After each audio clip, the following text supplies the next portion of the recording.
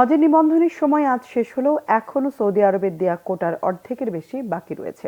১,২৭,১৯৮ জনের কোটা দিলেও নিবন্ধন করেছেন প্রায় ৫৬,০০০ হজ গমেন্টস। নিবন্ধনের সময় আর বাড়ানো হবে কিনা তা আলোচনার মাধ্যমে ঠিক হবে বলে জানিয়েছেন ঢাকাস্থ সৌদি আরবের deputy chief of mission Abdul Aziz Fahad Al Ibrahim. ১৫ December রবিবার ছিল ২০২৫ সালের হজের জন্য নিবন্ধনের শেষ দিন। বাংলাদেশের জন্য হজ কোটা ১,২৭,১৯৮ জন হলেও এখনও নিবন্ধন করেনি ৭১,২৭৩ জন, অর্থাৎ শতকরা ৫৬%, যা অর্ধেকের বেশি।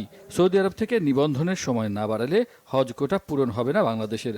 তবে সৌদি আরবের ঢাকাস্থ দূতাবাসের deputy chief of mission Abdul Aziz Fahad Al Ibrahim বলেছেন, নিবন্ধনের বিষয়ে আলোচনা করে সিদ্ধান্ত নেওয়া হবে।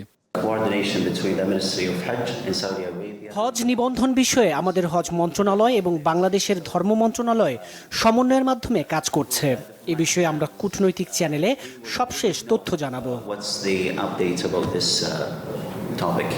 বাংলাদেশ সহ মুসলিম বিশ্বের জনগোষ্ঠীর মানবিক সহায়তায় সৌদি আরব সবসময় তৎপর বলে জানান তিনি।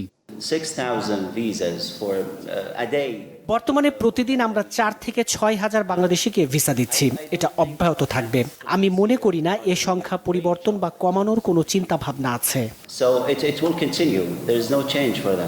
বাংলাদেশের দরিদ্র মানুষের জন্য ৩৭২ টন কোরবানির গোশত বিতরণ উপলক্ষে দূতাবাসে আয়োজিত অনুষ্ঠানে এ তথ্য জানান তিনি। দুর্যোগ ব্যবস্থাপনা অধিদপ্তরের কর্মকর্তাদের কাছে গোশতের প্যাকেট হস্তান্তর করেন ডেপুটি চিফ অব মিশন।